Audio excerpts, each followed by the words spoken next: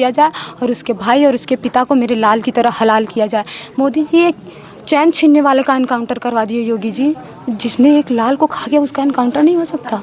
बोले कि आहिर बिरादरी बिना खून के नहीं मानेगी, बिना मार पीट के नहीं मानेंगी। अध्यक्ष राजाराम द्विवेदी थे जी, राजाराम द्विवेदी जी यहीं हमारे घर पे आके थाने पर, और उन्होंने एक्सेप्ट भी किया, हम ऐसा बोले हैं। चाहिए उजाला जी, आप यहाँ परिवार से इनकी बहन देख सकते हैं और ये भी बहन है, क्या स्थिति, क्या कहेंगे इस पे आप?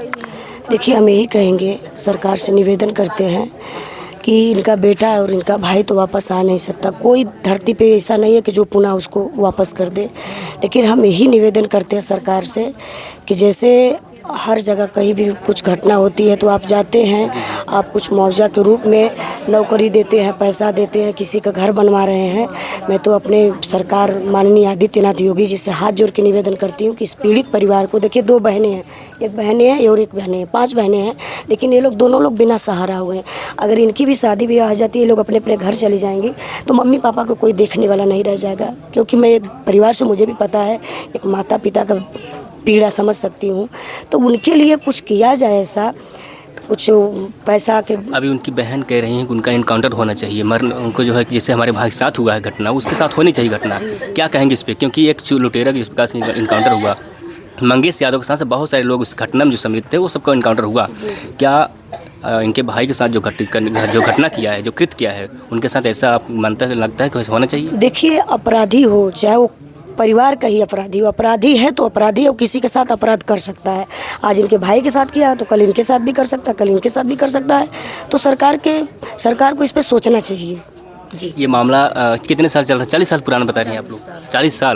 40 साल में उजाला जी, ऐसा नहीं कि बीजेपी शासनकाल रहा, समाजवादी भी रही, बीएसपी भी रही। क्या जिस प्रकार से कार्रवाई लेखपाल के साथ हुआ और उनके साथ जितने भी उच्च अधिकारी हैं सबको होना चाहिए, और साथ साथ समाजवादी पार्टी से लेते हुए, बीएसपी से लेते हुए 40 साल का मामला ये है, सबकी जिम्मेदारी बनती है ना उजाला जी इसमें? जी हाँ, इस पे जांच होनी चाहिए कि अगर 40 साल से चल रहा था तो आज तक लेखपाल कहाँ थे, एसडीएम साहब कहाँ थे, डीएम साहब कहाँ थे? सुलझा देना चाहिए था ना मैटर को। ज़मीन वहीं की वहीं रह गई और लाल चला गया बेचारा, तो वापस आ नहीं सकता, तो उस पर विचार करना चाहिए था। पहले ही उसको सुलझा के ख़त्म कर दिए होते मैटर, तो शायद ये दिन देखना नहीं होता। 3 से 4 दिन ये बहनें सब लोग चिल्ला के पुकार रही हैं कि हमारे भाई के साथ जो घटित हुआ, हमें न्याय मिलना चाहिए, और न्याय ऐसा न्याय मांग रहे हैं जो इनके भाई के साथ हुआ। अभी क्या लग रहा है कि ऐसा न्याय मिल जाएगा? अब देखिए, हम कुछ नहीं कह सकते हैं। क्या कहेंगे जिस प्रकार से अभी आरोपी पकड़े गए हैं, आपको लग रहा है कि आरोपी पकड़ा गया है, या फिर आपको कुछ संवेदनशील कोई दिक्कत लग रहा है कि नहीं वाकई में ऐसे लोग गुमराह कर रहे हैं? गुमराह तो कर ही रहे हैं भाई, हम कैसे माने? हमको दिखाओ पकड़ा गया है। जो फोटो में जो दिख रहा है वो मुजरिम खड़ा है वहाँ, जो मेरे भाई को मारा है उसको लोग पकड़े हैं या खुद वो सरेंडर किया है? वो खुद सरेंडर किया। उसके पिता को आप हत्या करके अपने घर में रहोगे? हिम्मत देखिए उन लोगों की। घर में ही था वो घर में था बस और वो अपने बेटे के बलबूते पे वो अपने घर में बैठा था कि मेरा बेटा एसआई है, और उसी के कहने पे, उसके उकसाने पे ये लोग खाए मेरे भाई को। वही वो जब छुट्टियों में आता था बोलता था कि सबको ख़त्म कर देना, जो होगा हम देख लेंगे। और एक उसका चाचा था राजकुमार, वो भी जब भी घर आता था बोलता था सबको साफ़ कर दो, जो होगा हम संभाल लेंगे, ऐसा वो लोग बोलते थे। और एसआई को लोग बोल रहे हैं पकड़ा गया, हमको ना उसका फ़ोटो दिखा, ना वो थाने पे कहीं दिखा, ना उसकी आवाज़ सुनाई गई। भाई क्या होनी चाहिए उसके साथ, कैसे न्याय चाहिए? आप क्या तो चाहते हैं? एसआई जिस पद पे है उसका पद छीन लिया जाए, उसे आजीवन कारावास दिया जाए, और उसके भाई और उसके पिता को मेरे लाल की तरह हलाल किया जाए। मोदी जी एक चैन छीनने वाले का इनकाउंटर करवा दिए योगी जी, जिसने एक लाल को खा गया उसका इनकाउंटर नहीं हो सकता? बताइए, मेरे लल्ला को खा के भी मर्डर कर दिया उसका इनकाउंटर है नहीं होगा? उसने खुद को ऐसे करके बोल दिया कि मैंने हत्या की है, तो मतलब तुम समर्पण कर दिए, आत्मसमर्पण कर दिए, तो भैया बच जाओगे?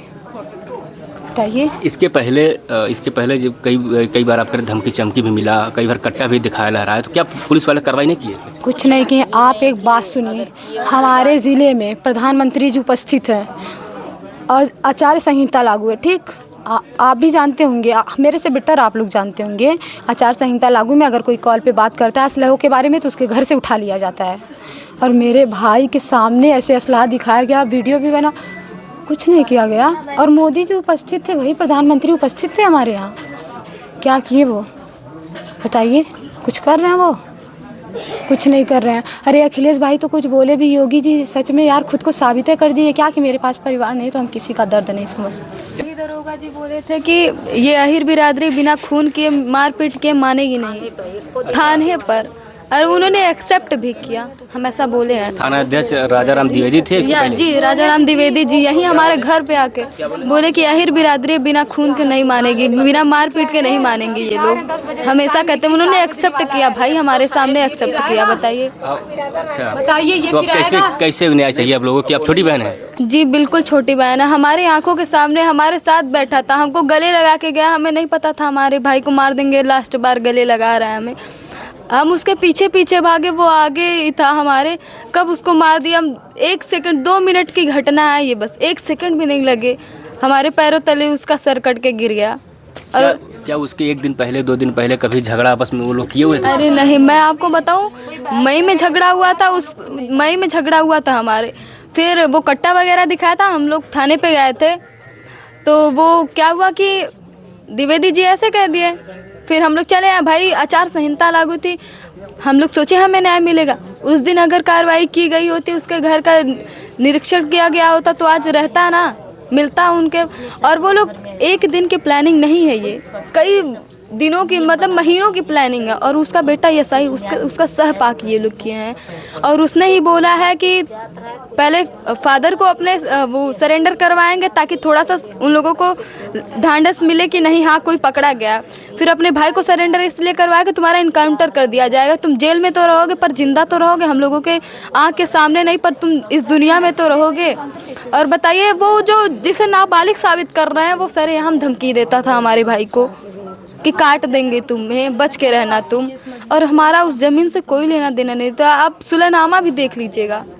तो फिर क्या विवाद था? अगर कोई सुलहनामा हो गया था तो देखिए, हमारा- अच्छा, ये रोड भी कब्जा कर रहे थे क्या वो सब? हाँ, उनको ना बगीचे उधर रोड तक चाहिए था, जहाँ हम लोग ये रह रहे हैं, इस पे भी केस थी, हमारे खेत पर भी केस है, गौशाला है हमारा, उस पे भी केस है, पोखरी है हमारी, उस पे भी केस है, बगीचे पर भी केस है। बताइए, फालतू का केस, फर्जी केसेस कर रहे थे।